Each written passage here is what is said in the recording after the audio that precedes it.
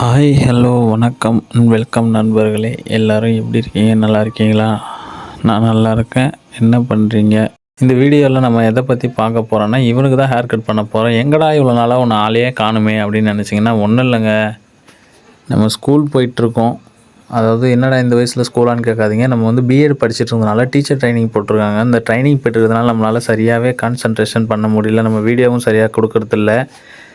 காலையிலே ஸ்கூல் போயிடும், அப்புறம் ஈவினிங்கில் தான் வீட்டுக்கு வரோம். டைமிங்கும் நம்மளுக்கு செட் ஆக மாட்டேங்குது. சரி, இன்றைக்கி நம்ம வீட்டில் சும்மா தானே இருக்கோம், இன்றைக்கி நம்ம இந்த ஒர்க்கை பார்க்கலாமே அப்படின்னு சொல்லிட்டு நான் என்ன பண்ணேன்னா, இவனுக்கு தான் ஹேர் கட் பண்ண ஆரம்பிச்சிட்டேன். இவனும் வந்து அண்ணா எனக்கு ஹேர் கட் பண்ணி விடுங்கண்ணா, தலையில் நிறைய முடி இருக்குது அப்படின்னு சொன்னால், சரி வாடா தம்பி அப்படின்னு வெட்டிடலாம் அப்படின்னு சொல்லிட்டு நான் வெட்ட ஆரம்பிச்சிட்டேன்.